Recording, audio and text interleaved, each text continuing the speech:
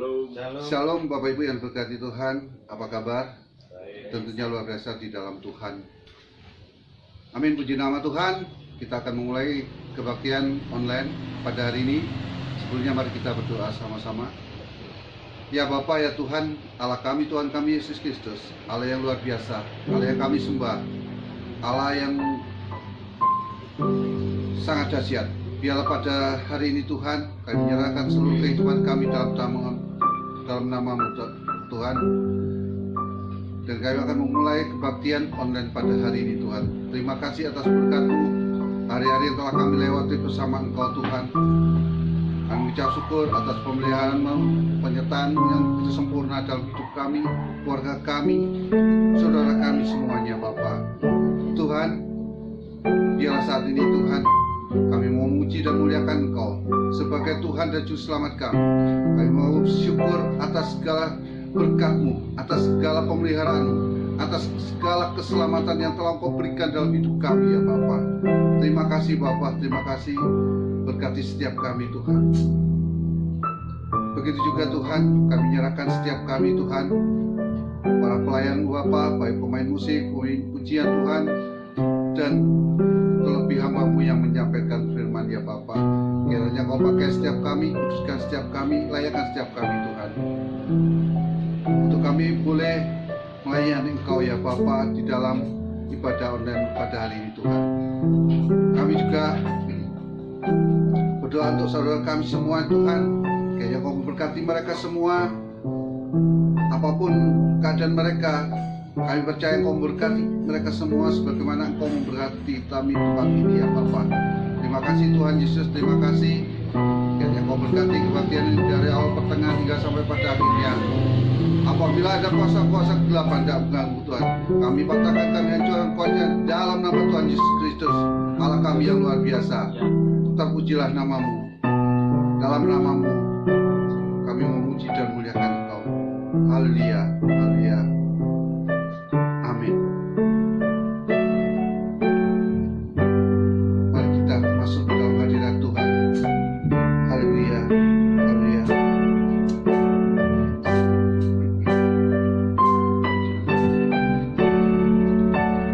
Ini saatnya berdiri di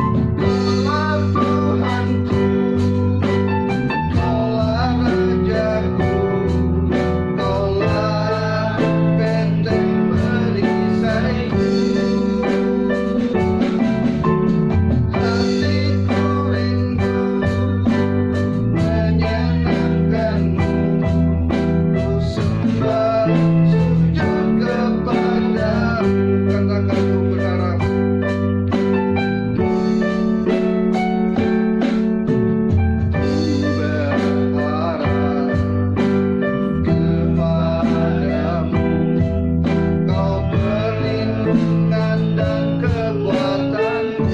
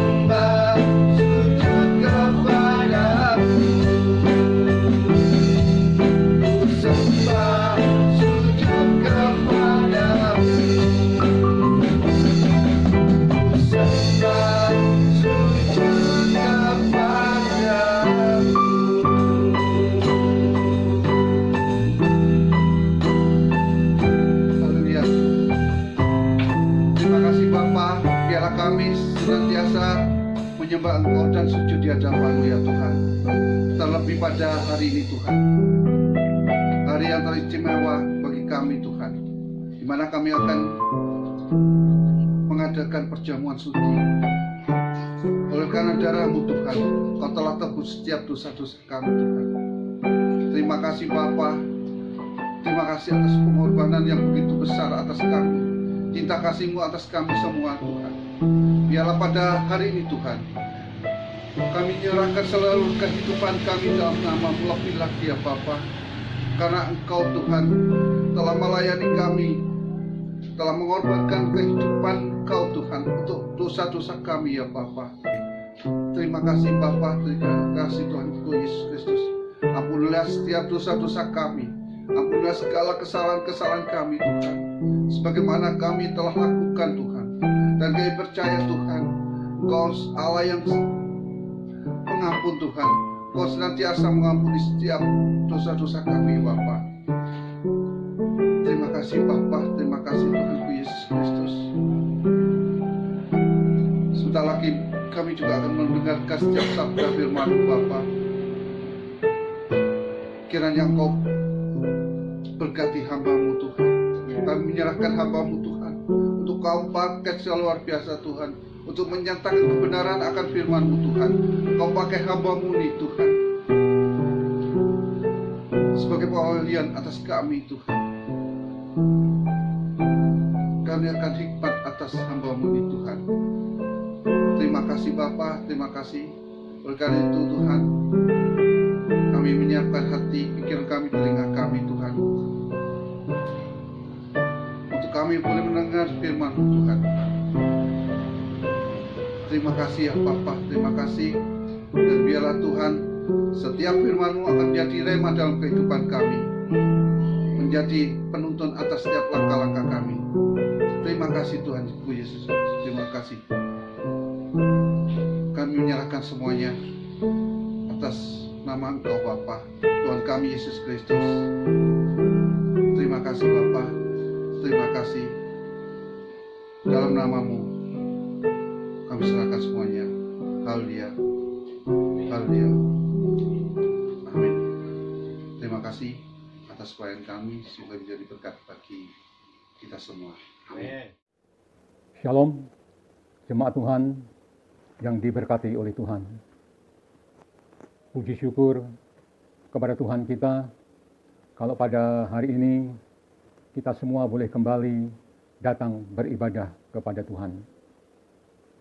Satu kerinduan bagi kita semua, kalau kita boleh datang untuk memuji dan menyembah-Nya. Ketekunan kita semua pasti akan mendatangkan sesuatu yang baik bagi kita masing-masing. Dan hari ini ibadah kita disertai dengan perjamuan kudus. Bapak, Ibu, dan saudara-saudara sekalian, hari ini saya ingin menyampaikan firman Tuhan tentang perjalanan Rasul Paulus di dalam kitab Kisah Para Rasul. Nah, kali ini kita akan belajar tentang perjalanan atau pelayanan Rasul Paulus di kota Troas. Kisahnya terdapat di dalam Kisah Para Rasul pasal yang ke-20 ayat 1 sampai dengan yang ke-12. Kisah ini sangat menarik, saudara-saudara. Oleh sebab itu, mari kita mau simak bersama-sama apa yang terjadi di dalam pelayanan Rasul Paulus di Troas dan apa pelajaran-pelajaran yang dapat kita petik dari pelayanan Rasul Paulus ini. Kita baca bersama-sama di dalam Kisah Para Rasul pasal yang ke-20 ayatnya 1 sampai dengan yang ke-12. Demikianlah bunyinya.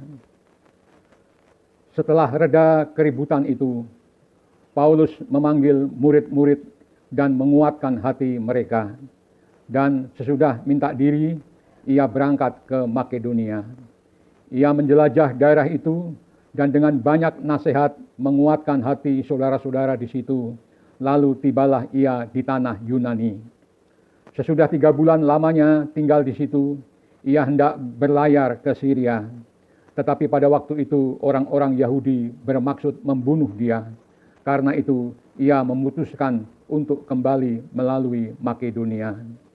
Ia disertai oleh Sopater, anak Pirus dari Berea, dan Aristarkus dan Sekundus, keduanya dari Tesalonika, dan Gaius dari Derbe, dan Timotius, dan 2 orang dari Asia, yaitu Tikhikus dan Trofimus. Mereka itu berangkat lebih dahulu dan menantikan kami di Troas. Tetapi sesudah hari raya roti tidak beragi, kami berlayar dari Filipi, dan 4 hari kemudian sampailah kami di Troas dan bertemu dengan mereka. Di situ kami tinggal 7 hari lamanya. Pada hari pertama dalam minggu itu, ketika kami berkumpul untuk memecah-mecahkan roti, Paulus berbicara dengan saudara-saudara di situ. Ketika ia bermaksud untuk berangkat pada keesokan harinya, pembicaraan itu berlangsung sampai tengah malam. Di ruang atas di mana kami berkumpul, dinyalakan banyak lampu. Seorang muda bernama Etikus duduk di jendela. Karena Paulus amat lama berbicara, orang muda itu tidak dapat menahan kantuknya. Akhirnya ia tertidur lelap dan jatuh dari tingkat ketiga ke bawah. Ketika ia diangkat orang, ia sudah mati. Tetapi Paulus turun ke bawah. Ia merebahkan diri ke atas orang muda itu, mendekapnya dan berkata, "Jangan ribut, sebab ia masih hidup." Setelah kembali di ruang atas, Paulus memecah-mecahkan roti lalu makan. Habis makan, masih lama lagi ia berbicara sampai fajar menyingsing. Kemudian ia berangkat. Sementara itu, mereka mengantarkan orang muda itu hidup ke rumahnya, dan mereka semua merasa sangat terhibur. Haleluya. Bapak, Ibu, dan saudara-saudara sekalian, dalam bacaan kita hari ini, kita bersama-sama mengetahui tentang cerita ini, yaitu pelayanan Rasul Paulus di kota Troas. Dan pada waktu Rasul Paulus berada di Troas, setelah 4 hari perjalanan dengan perahu layar dari Filipi, maka di Troas Rasul Paulus tinggal 7 hari lamanya. Dan pada hari Minggu, yaitu hari pertama dalam 1 pekan, Paulus memberikan pelajaran firman Tuhan kepada jemaat di Troas. Nah, dari pelayanan Rasul Paulus di jemaat Troas ini, maka kita mendapatkan 4 pelajaran yang penting, yang berguna bagi kita semua. Yang pertama, saudara-saudara, yaitu kita mengetahui bahwa jemaat di Troas tekun beribadah. Ini pelajaran yang pertama, yaitu jemaat di Troas tekun beribadah. Dari mana kita tahu tentang hal ini?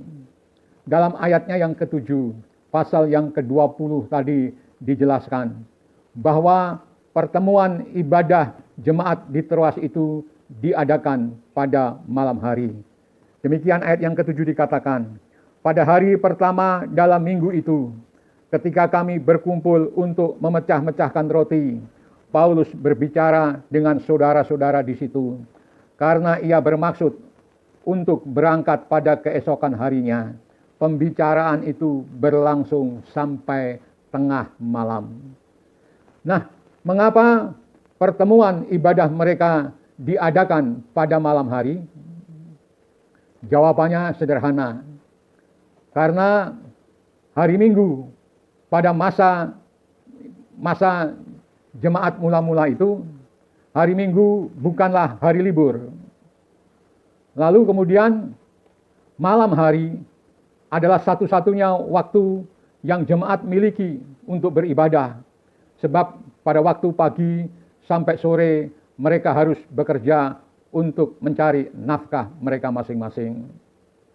Dan terlebih pada waktu itu kekristenan masih merupakan agama yang ilegal.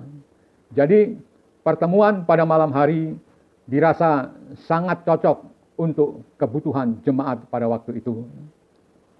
Tetapi walaupun pertemuan ibadah jemaat di Troas itu diadakan pada malam hari, namun para anggota jemaat dengan tekun dan penuh kesungguhan datang dan bersekutu bersama-sama dalam acara perjamuan kasih yang biasanya diakhiri dengan perjamuan kudus. Jadi alangkah indahnya kerinduan ibadah yang dimiliki oleh jemaat pada waktu itu. Mereka tidak mempunyai gedung-gedung gereja yang megah, yang mewah, yang disertai dengan perlengkapan-perlengkapan musik yang modern seperti zaman sekarang, dan juga gedung mereka tidak dilengkapi dengan AC. Namun mereka memiliki satu kerinduan untuk datang beribadah, dan kerinduan dari jemaat di Troas itu sangat-sangat besar. Kita bandingkan dengan keadaan zaman sekarang ini, di mana banyak gereja memiliki fasilitas-fasilitas yang mewah, bahkan yang mahal.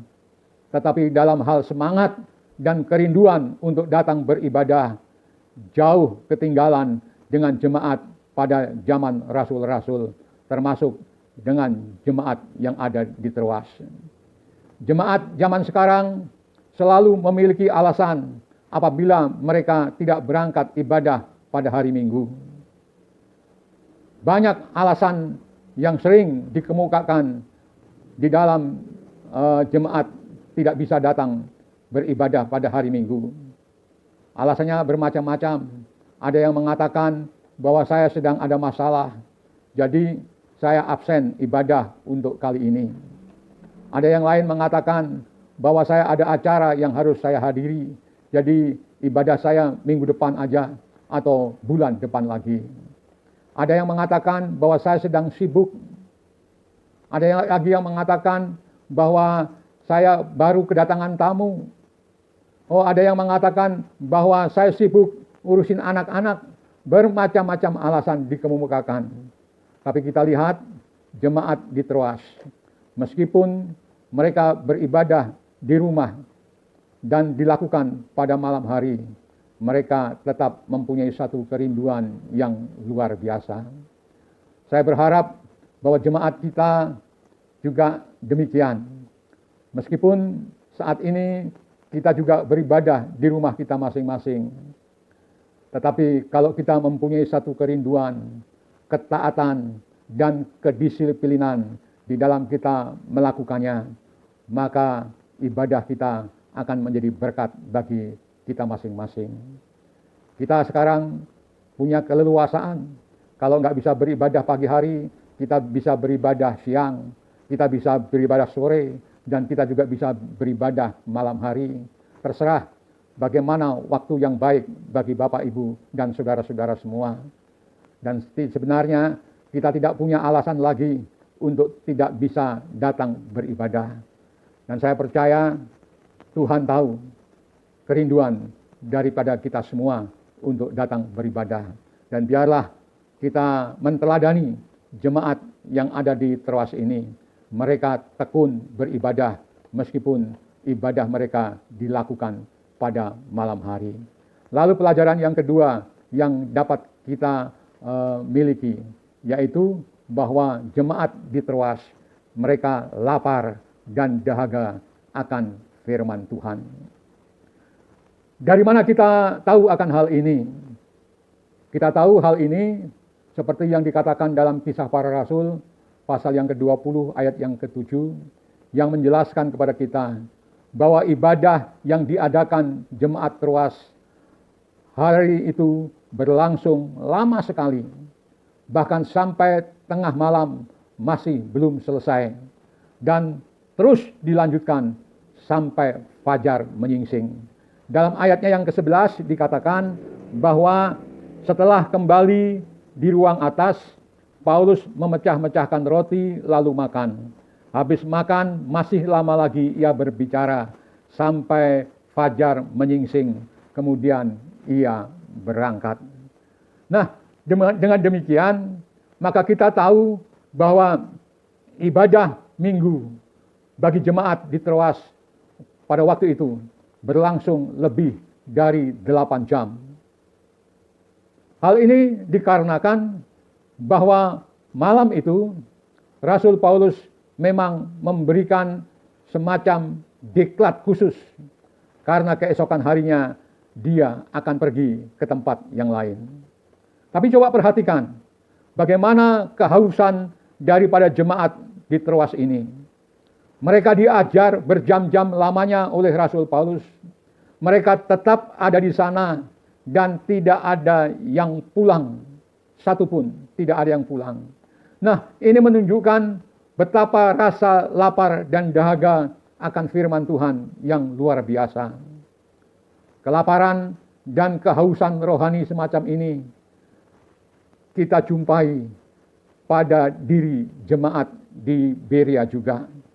Dalam Kisah Para Rasul pasal yang ke-17 ayat 10 sampai yang ke-11 dikatakan bahwa di mana mereka tiap-tiap hari dengan tekun menyelidiki kebenaran akan firman Tuhan.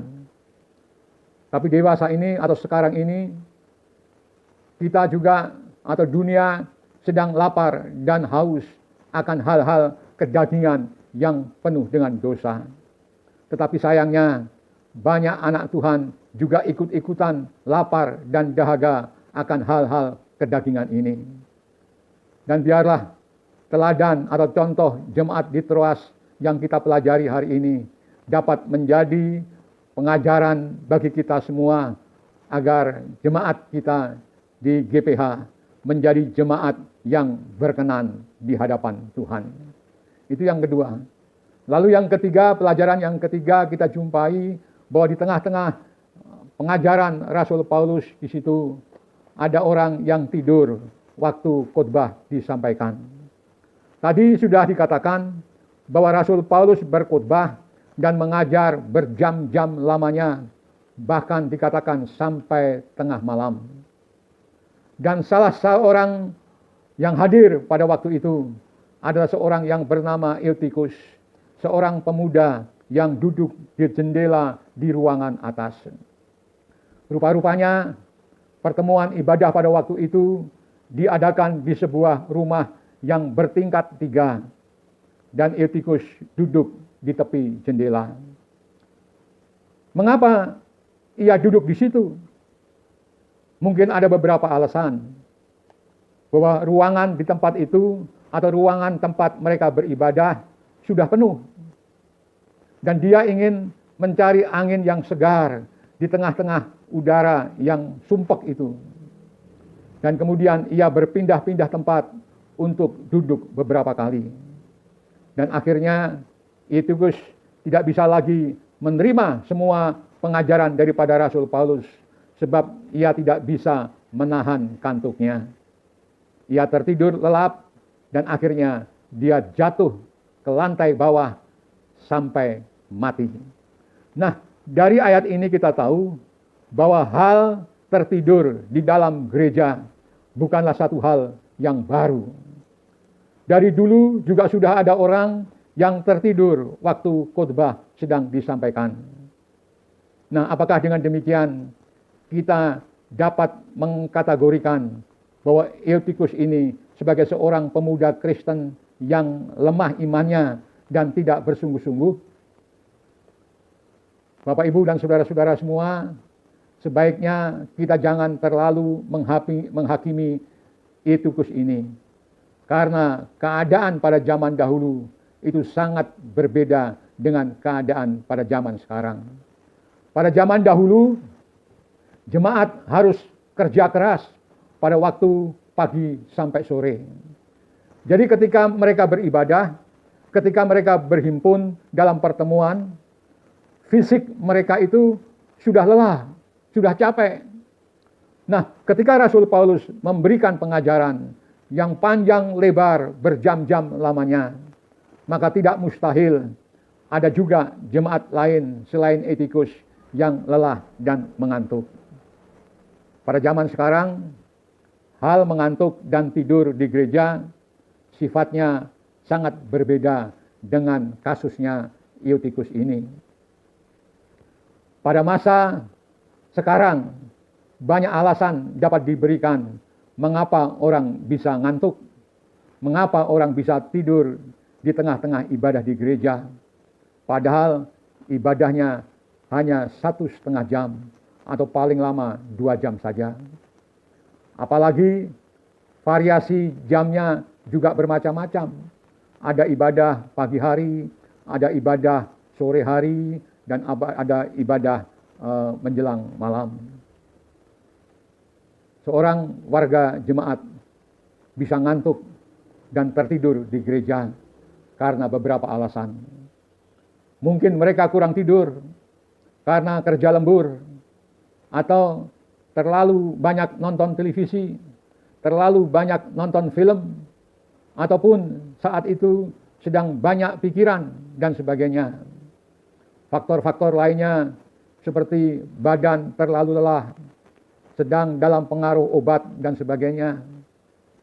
Dan faktor yang lain, memang khotbahnya bikin ngantuk. Ya. Suara si pengkhotbah monoton, tanpa aksen, ya, terlalu panjang khotbahnya dan sebagainya, sehingga semuanya itu membuat jemaat ada yang mengantuk. Pelajaran ini, Bapak, Ibu, dan saudara-saudara semua, jangan kita menirunya, menjadikan contoh bagi kita bahwa jemaat di Gereja Permata Hijau tidak ada yang seperti Eutikus. Ya. Tetap semangat di dalam memuji dan juga mendengarkan firman Tuhan. Kami percaya ketika kita sungguh-sungguh mendengarkan dan menyimpan firman itu di dalam hati kita masing-masing, maka firman itu akan memberikan kekuatan kepada kita di dalam menghadapi perjuangan hidup kita masing-masing. Biarlah kita juga mau seperti jemaat di Troas. Memang ada yang ngantuk, tetapi meskipun demikian, ya, jemaat di Troas mempunyai satu kehausan dan lapar akan firman Tuhan. Lalu yang keempat, saudara-saudara, jemaat di Troas mengalami pernyataan kuasa daripada Tuhan. Pernyataan kuasa dari Tuhan dinyatakan pada jemaat di Troas karena mereka mempunyai kerinduan yang amat sangat. Peristiwa jatuhnya Eutikus dari jendela ruang atas sampai dia mati itu jelas sangat mengejutkan seluruh jemaat yang hadir. Coba kita bayangkan di jemaat kita, kalau ketika kita sedang beribadah, kemudian ada salah satu dari kita ada yang meninggal dunia, pasti jemaat akan menjadi heboh. Suasana yang tadinya dipenuhi dengan sukacita, dengan puji-pujian, karena rasa haus dan lapar akan firman-Nya. Rohani mereka sedang dipuaskan, tiba-tiba berubah jadi suasana duka cita karena kematian Eutikus. Tetapi puji Tuhan, haleluya, Rasul Paulus tidak membiarkan suasana yang indah itu dihancurkan oleh iblis. Dengan penuh urapan, dengan penuh kekuatan dan kuasa daripada Allah, Paulus segera merebahkan badannya ke atas mayat Eutikus, dan anak muda itu segera hidup kembali. Nah, setelah itu, apakah jemaat bubar? Tidak, saudara-saudara. Kematian Eutikus hanyalah merupakan sebuah interupsi yang kecil di tengah-tengah ibadah yang tengah berlangsung. Dan setelah interupsi itu selesai, ibadah kemudian dilanjutkan sampai fajar menyingsing. Dari ayat yang ke-11 tadi dikatakan bahwa sampai fajar menyingsing, kemudian baru Rasul Paulus berangkat. Bapak, Ibu, dan saudara-saudara semua, ibadah ronde kedua pastilah penuh dengan sukacita yang besar.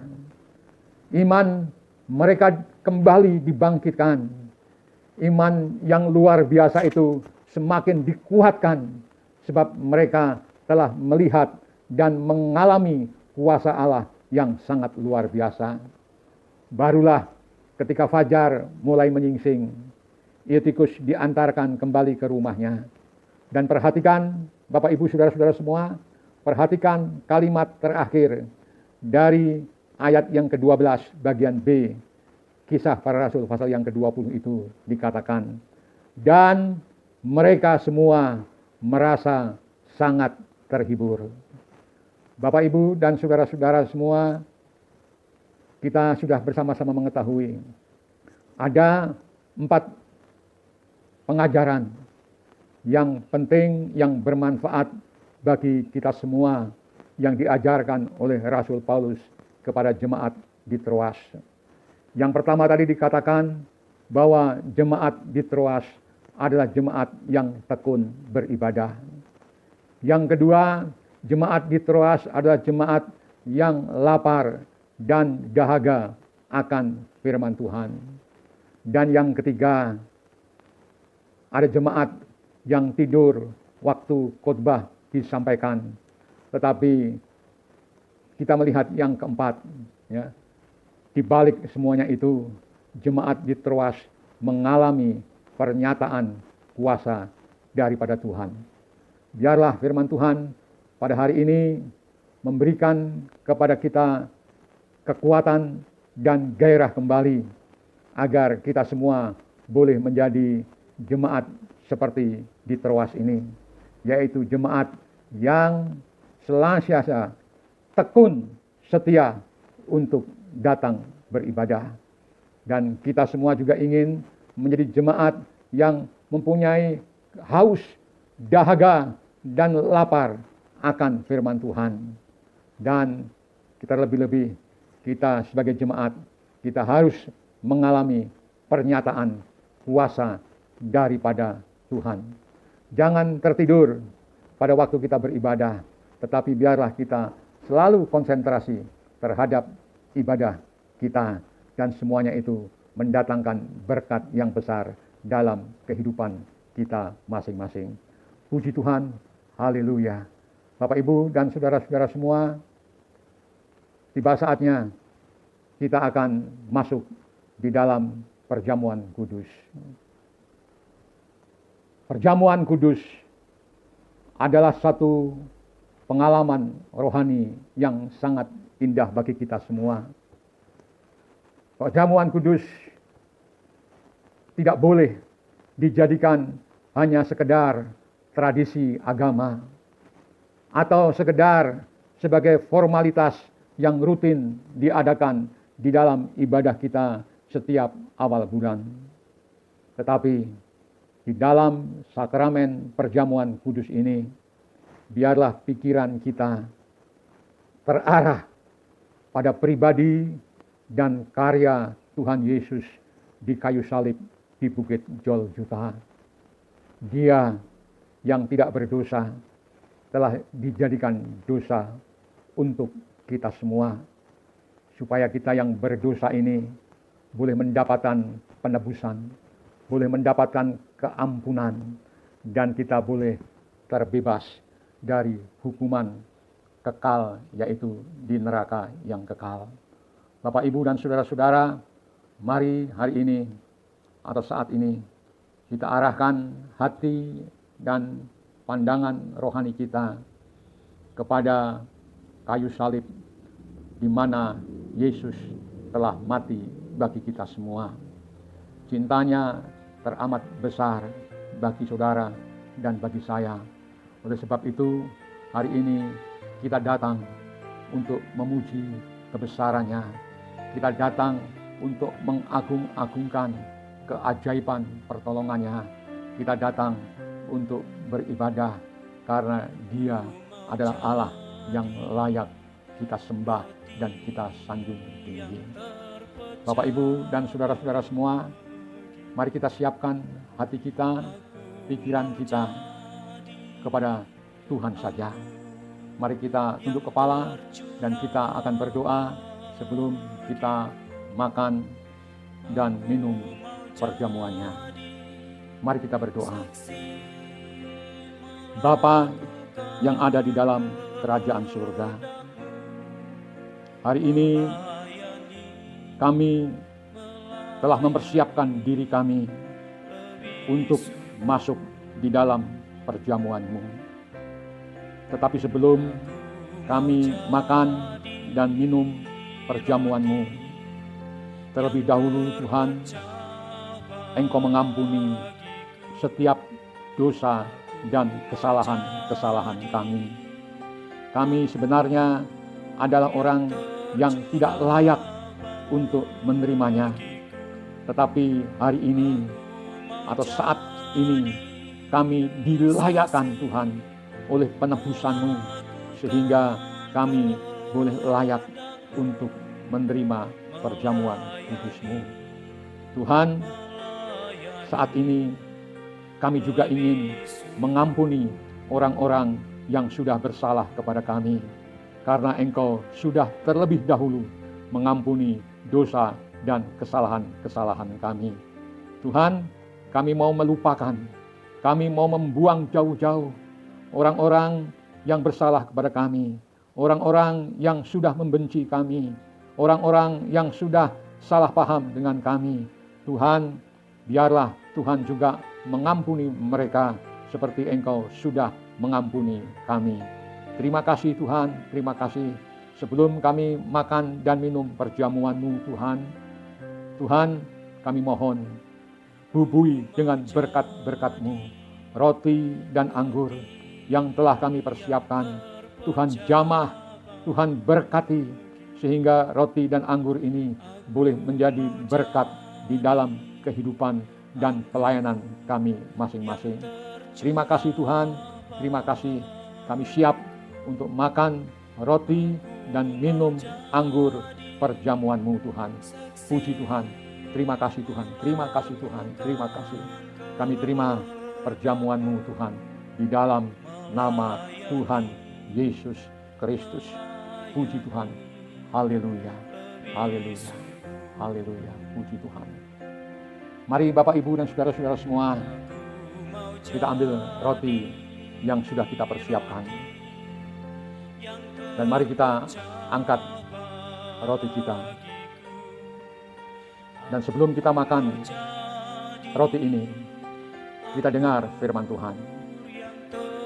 Tuhan Yesus pada malam waktu Ia diserahkan, Dia mengambil roti, dan sesudah itu Ia memecah-mecahkannya dan berkata, "Inilah tubuhku yang diserahkan bagi kamu. Perbuatlah ini menjadi peringatan akan aku." Bapak, Ibu, dan saudara-saudara semua, bukankah roti yang dipecah-pecahkan itu adalah persekutuan di dalam tubuh Kristus. Haleluya. Mari kita makan bersama-sama dengan penuh ucapan syukur.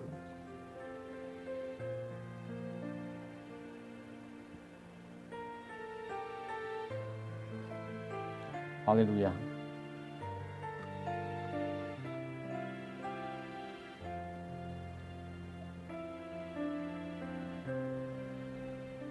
Kita angkat cawan yang berisi anggur yang telah kita sediakan tinggi-tinggi. Haleluya, puji Tuhan. Kita dengar firman Tuhan kembali. Demikian juga ia mengambil cawan sesudah makan lalu berkata, cawan ini adalah perjanjian baru yang dimeteraikan oleh darahku. Perbuatlah ini setiap kali meminumnya menjadi peringatan akan aku. Bapak, Ibu, dan saudara-saudara semua, bukankah cawan berkat yang atasnya kita mengucap syukur adalah persekutuan di dalam darah Kristus? Haleluya, puji Tuhan. Mari kita minum bersama-sama. Haleluya, puji Tuhan. Puji Tuhan, haleluya. Puji Tuhan, puji Tuhan. Bisakah mulut kita mengucap syukur kepada Tuhan? Lidah dan bibir kita mengagungkan kebesarannya. Katakan kepadanya, Tuhan, kami bersyukur. Terima kasih Tuhan atas pengampunan yang Engkau berikan, atas kemurahan-Mu, atas anugerah-Mu yang begitu besar. Terima kasih Tuhan, terima kasih Yesus. Oh syukur, glory, syukur, syukur. Kami hanya bisa mengucap syukur Tuhan. Syukur Tuhan, syukur. Darah-Mu menyucikan segenap dosa-dosa kami Tuhan. Oh haleluya Yesus.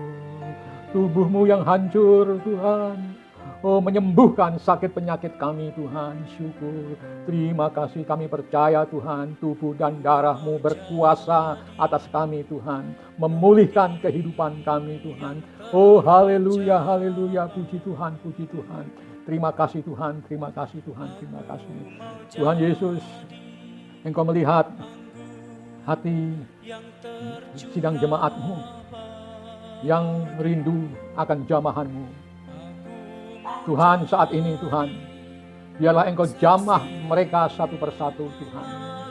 Kami percaya Tuhan, hari ini mereka diberkati Tuhan. Kami percaya Tuhan, dengan perjamuan kudus-Mu Tuhan, mereka dipulihkan dalam keuangan mereka. Mereka dipulihkan di dalam keluarga mereka. Mereka disembuhkan dari sakit penyakit mereka. Terima kasih Tuhan, terima kasih Tuhan, terima kasih. Berkat-Mu turun ke atas sidang jemaat-Mu Tuhan. Puji Tuhan, puji Tuhan, puji Tuhan. Terima kasih Tuhan, terima kasih Tuhan, terima kasih.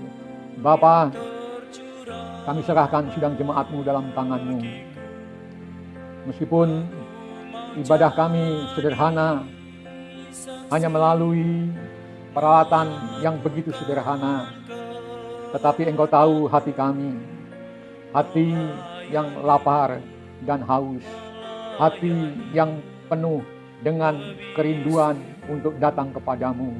Sebab itu Tuhan, kiranya saat ini Engkau memberkati kami semua. Ibadah kami berkenan di hadapan-Mu dan hati-Mu disukakan dengan ibadah kami pada saat ini Tuhan. Terima kasih Tuhan, terima kasih. Ajar kami Tuhan untuk seperti jemaat di Troas Tuhan. Agar kami tidak melalaikan Engkau, agar kami tidak bermalas-malasan untuk datang bersekutu dengan Engkau, agar kami tetap berkonsentrasi ketika kami mendengarkan firman-Mu. Tuhan, biarlah hari ini pernyataan kuasa Allah terjadi di dalam hidup kami. Dan kami percaya saat ini Tuhan, sakit penyakit kami disembuhkan.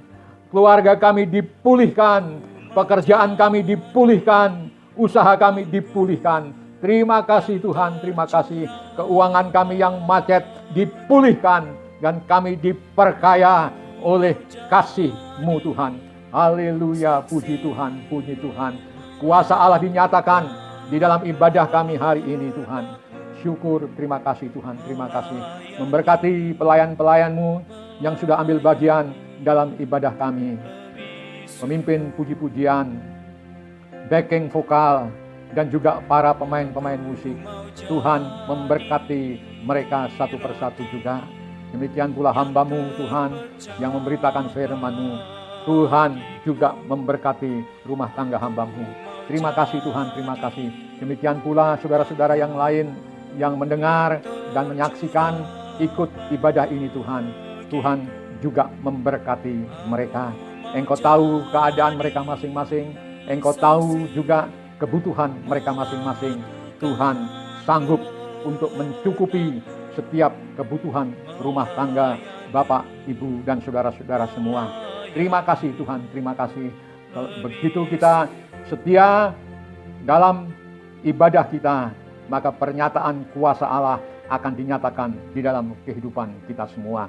Terima kasih Tuhan, terima kasih. Kami percaya berkat-Mu menyertai kami semua.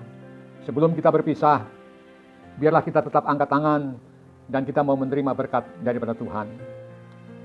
Bapak, Ibu, dan saudara-saudara semua yang diberkati oleh Tuhan, kita akan berpisah satu dengan yang lainnya.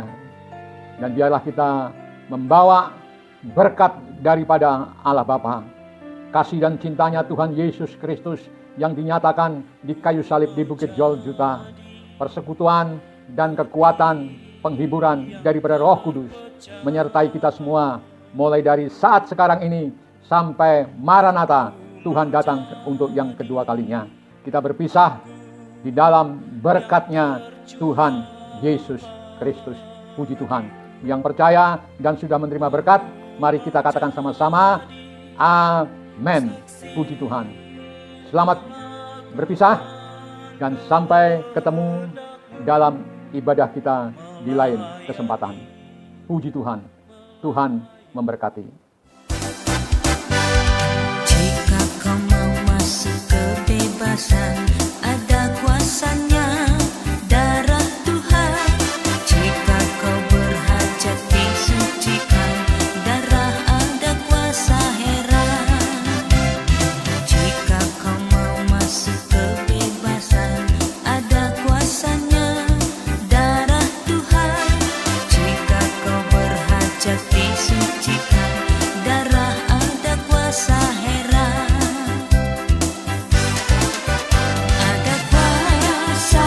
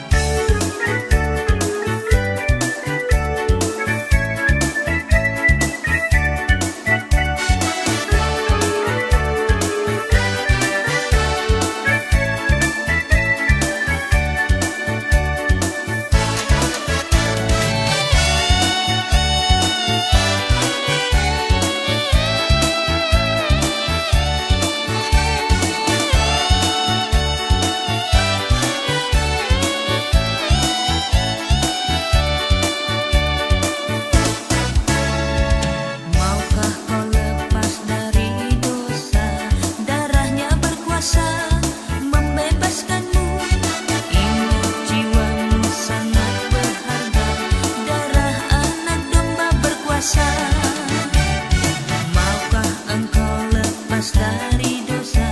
Darahnya berkuasa membebaskan